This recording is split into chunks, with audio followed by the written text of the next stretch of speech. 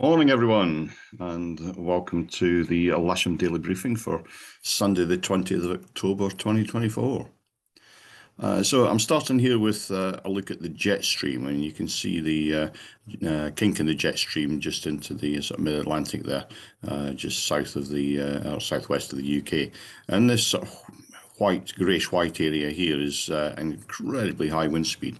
It's up above 220. And whether that's miles per hour or not, it doesn't say that, but either way, it's still a phenomenal speed. That part of the jet stream has led to the formation of this low. If I run it back 24 hours, you can see the low is quite benign there in the Atlantic, and it's just over the sort of next 24 hours as it creeps forward towards the UK, and that jet stream basically arrives over the top of it. My computer's just playing up. There we go. It suddenly forms into this quite deep low, and very intense low, and that's a process known as explosive cyclogenesis, rapid formation of a very deep low pressure. That's going to bring us some quite wet and windy weather today, and if we run that through sort of midnight tonight and into tomorrow, you can see it's all dissipated. And although it's still going to be sort of brisk winds tomorrow, there's a fair few ice paths across the length of the UK there. The wind in the south is going to abate a fair bit, and we should get rid of a fair bit of the rain from about 3 o'clock, 4 o'clock this afternoon. So if we look at the more extended European satellite map, you can see that low pressure there out to just off the west coast of Ireland, and it's got a fair bit of cloud building up on it, and you can see the frontal systems that are associated with that coming in across the UK as we speak. The rain on those fronts, you can see the main band of rain is just about to hit us, and that's going to last for a few hours. And if we look at the rain forecast and run that through, you can see by about 3 o'clock in the afternoon, the worst of it's past. There may well still be a bit of low cloud around thereafter, and it will certainly be still quite windy, but that should be through by sort of mid to late afternoon. Odium are showing nothing worth talking about on their METARs and TAFs, and Farnborough are basically saying 280, 10 knots, greater than 10k visibility, and then becoming late afternoon 2105 5 knots. So they've not got much to say on the matter either. But if we have a look at the spot winds, north of us at 1,000 feet, 230 30 knots, to the south 230 40 knots. And if we have a quick look at windy here, you can see that I've selected around about 1 o'clock in the afternoon. We can see we've got about 18 knots southwesterly. So that's actually going to be gusting a bit more than 18. And if we have a look at the local forecast, the winds is 18, 17, 16 knots, and starting to die off throughout the afternoon and into the evening. But it's going to be gusting quite high throughout the day, as high as 38 knots around about lunchtime, and dying off to about gusting 28 knots by about 5 o'clock in the afternoon. So quite a windy day out there, quite blustery. Temperatures getting up as far as 16 at max heating, and then dying off 15, 14 throughout the afternoon. And we've got rain forecast up until about 3 o'clock, where the sun may break through as the cloud starts to break up after the front.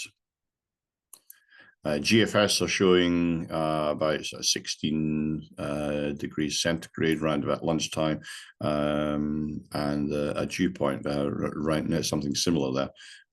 Let's just go back and make sure that was a 16, might be 18 there, and a dew point of 16. So there's a couple of degrees split there. Unfortunately, the weather station's down at the moment, so we've not got accurate figures on that. The last figures there was at 7:52 this morning, and we had about 2 degrees split. And of course, the last picture I could get was from about 8 o'clock this morning, and that showed the southwesterly with a lot of low cloud. And looking out the window now, there's a fair bit of rain around. Sky sites are showing low cloud base throughout the whole day. They're not very optimistic for a clearance. They're showing a lot of upper cloud right throughout the day, and just a break in the lower cloud from about 4:30 onwards. I'm not quite sure they've got that one right there.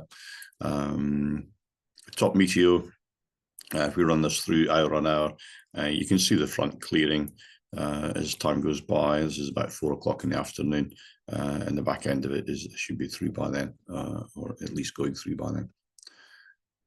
No times then, just the two to note today. 14 is down at Salisbury. There's a rat, and was a restricted airspace temporary, and at 18 there's Barton Stacey as the usual ranges live firing down there. So we'll just move on then to the airfield brief, and we'll start with the Odium cross section. And you can see we've got lots of low cloud, a lot of low level turbulence, some of it quite severe throughout the day, and that goes right on into the evening with those strong winds. But you can see the back end of the front here around about sort of 1400, that's UTC, that's about 3 o'clock local. So I would suggest that's when the back end of the front is going to come through. As I say, it's still going to be windy. They've got a strong wind warning in force, and they're forecasting sort of 18 gusting 30, 16 gusting 26 as the afternoon goes on.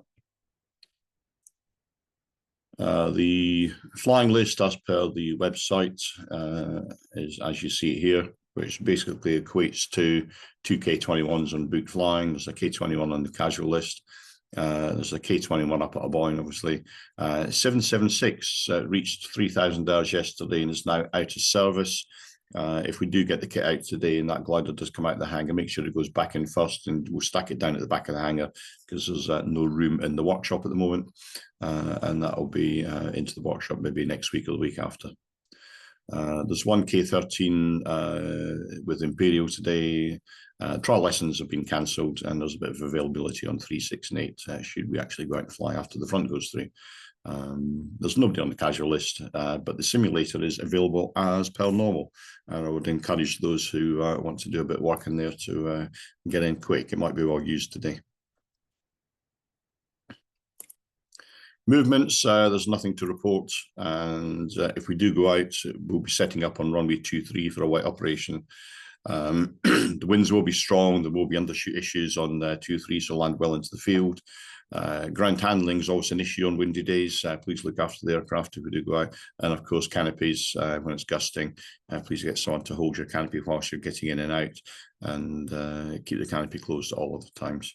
There's a possibility of misting. It's that time of year again, you know, it's at the beginning and at the end of the days when the canopy is mist up. So please be aware of that, and please don't use the wheel brakes on the wet grass unless it's absolutely necessary.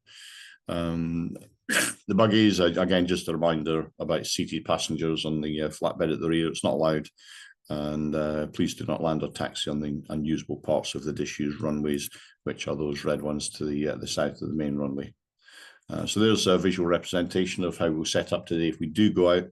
Launch point vehicle in the middle of 2-3 will be winch launching off the tarmac, and area towing off the tarmac or off, just onto the grass there to try and avoid the disused parts south of the main runway. That's it from me today then. I'll see you in the clubhouse most likely, and have a good day. If we do go out and fly, please keep it safe, and please have some fun. Catch you later.